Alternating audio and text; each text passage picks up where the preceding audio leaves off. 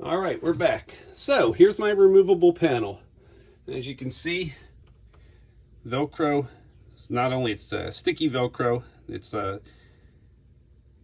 staples into there because that will come off. If you have dinette booze and you've ever experienced this, after a little while, you keep pulling them up, and even if they screw them down, it rips right off the screw head. Found that out before. So just stapled it across the back, put a little block down here so that it's a stopper in the back. Another piece of Velcro back here. This one actually stays on. It's got really good contact, so I didn't have to staple that in. So all this is about a 1/4 inch of plywood. Might be, actually that's a 1/2 inch, I believe. And this is just some really thin barnwood boards on there. Obviously, this whole oven was built lightweight for a reason, so we don't want to add too much weight. But let me get this out of here. All right, so this piece here is just straight from Lowe's. It's just a real thin piece of kind of like there's a rubber backing on it. It's a vinyl tile kind of thing. I'm hoping that it works just fine. Air fryers don't tend to get so hot on the bottom. Obviously, heat rises, which is part of the reason I'm making this video, because this is going to be an enclosed cabinet with the butcher block on top and then all the sides surrounded. It's going to be a lot of heat in here. And that always worries me, whether it's fire or just anything kind of warping, which we obviously don't want. We want to maintain the integrity of the original space so that if I ever go to sell this, I can always put the propane oven right back in. Quite frankly, I hate the propane ovens. I never use the oven part. I find the burners a real pain in the ass to use too, and that's even more of a fire hazard. I like the electric little cooktops. Matter of fact, that's what I use, and I'm probably going to get a double cooktop to replace that. However, because it's electric, and you know, you see I love this ice maker. It makes the cubed ice like Sonic. Oh, great. But I don't have plugs on my walls. The plugs, there's one up there, right there, and there's one over here in the kitchen. And that's it. So every time you have an electrical appliance, it's a rat's nest of wires on the countertop. So I kind of wanted to avoid that. So because the air fryer has a plug, we're going to have to run electrical somehow. Now, I've run electrical. My old motorhome, I ran 50 amp service, and then I installed 2 of the counter pop-up plugs. If you've ever seen those, they're round and and you pull them right out of the counter. They have outlets on them. They're great. Recommend them. But in this one, I didn't want to run. I've already run one outlet to a bay underneath a storage bay, so I could have a separate freezer, because these freezers aren't huge. And we took about a 2-month trip in the summer, and I didn't want to have to cook a lot of food on the go. So I ran a separate freezer. We took a lot of frozen stuff. And I didn't feel like running another electrical outlet. It's not a far run. There's the breaker box. There's the oven. I just didn't feel like ripping things apart to do that. So my other option, if you look in here, see that hole? That whole box there is my outdoor TV. I never use my outdoor TV. Why bother having an outdoor TV if you never use it? That outdoor TV has a plug in it. So I figured it's easier, just unplug the outdoor TV. I'm gonna run one of these into that hole. Notice it has 2 USB outlets, and it's got this thing, and this thing clamps it on between the wood and the ring. Clamps it on really tight, and then I can run my air fryer. Once I drill some holes in the back piece, I can run my air fryer cord through there, and you'll never see it. I've literally never used an outdoor TV in RV. Maybe I used it once, and I've had 4 different RVs. Anyway, and then this has USB slots. Now, the good thing is I have something coming in, hasn't arrived yet. I ordered all this stuff off of Amazon, by the way.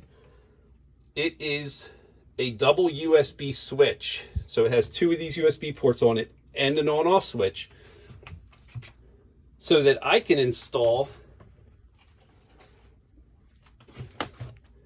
2 of these fans. Here's the one, and they're USB fans. And I was originally going to take the 12-volt wire that came from the stove, which is right here. This was hooked up to the knobs, the knob lights on the stove.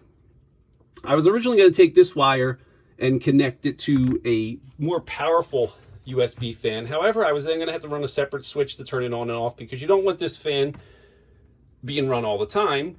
You also want to be able to turn it on and off easily. So I found a switch that has the two USB ports. I can plug these in, turn the fans on whenever I'm using the oven, and then just turn it off. These should blow enough air. They'll end up going in like that. I'll probably mount them to the bottom of the butcher block, and then they suck air in from here and blow it out. And if I mount them, I figure if I mount them somewhere around here, they'll be able to take all the hot air out of this cabinet and keep it cool enough that I don't have to worry. And here's another reason you want to have, you don't want to put anything in your RV, in my opinion, that you can't take out rather easily. So most of this stuff is just screwed in with very small screws, or it's nailed in to the original junk balsa wood that they give you, which is this here was an original piece. Everything on the side here was original, and they do a horrible job building these. Not gonna lie, they are put together with these rather long staples, and half the time they don't go into a piece of wood, so they just put in about 6 or 7, and just everything looks like it's just chopped up. And it's all done for weight. I get it, weight savings, but when it becomes a safety issue, that's a little different. So I'll try to show you how thin these pieces of balsa wood are. So, okay, so here's the bottom connection of where the oven was. Now that 2x4 there, I built that. So I put some 2x4s and some framing under here to really, I know it's a little hard to see, but there's a better picture. Just basically a little square that I built out of some scrap wood that I had around. But I could stand on this and it's not going to go anywhere.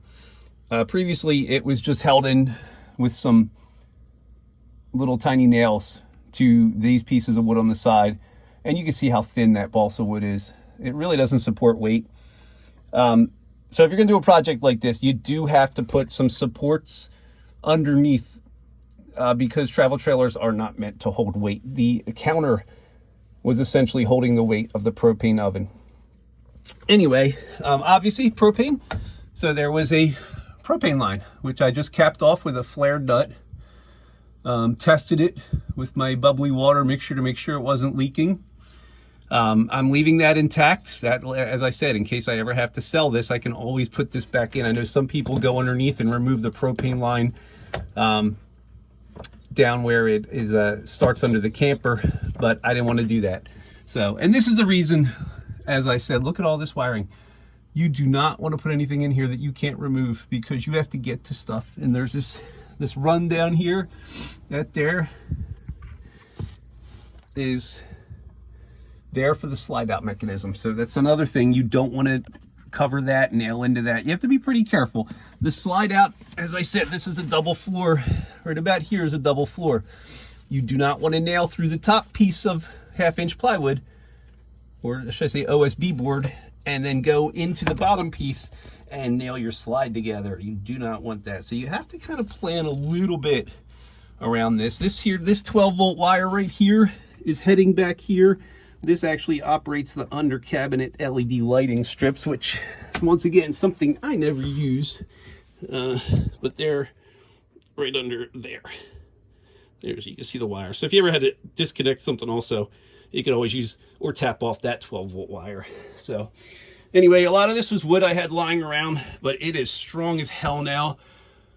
And then my wife wanted this little lip on the front of the beadboard because it fits in here and keeps it from moving side to side. And then I'm going to use some L brackets, much like they would secure a counter at your house, and attach them from the side to the bottom of the butcher block to keep it from moving forward.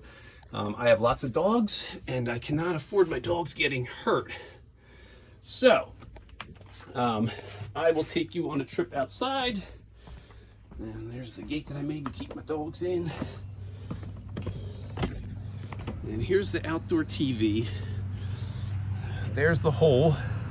I'm actually going to have to enlarge it a little bit to fit that outlet in there. But there's the plug. And thanks to Thor, most of these plugs, if they don't need 2 outlets, you only get 1 outlet. So where in a house you would get a duplex receptacle, here you get the 1 outlet you need. So you can't leave your TV plugged in. Not a big deal. But that's how short the run is to the oven.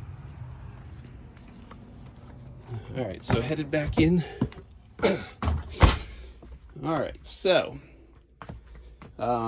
here are some things I'm going to use. I've got a hot air gun. I got some shrink wrap tubing connectors and a crimping gun. That's going to be all for my 12 volt there, so it's easy to connect. And you know, as I said, most of this stuff is kind of plug and play.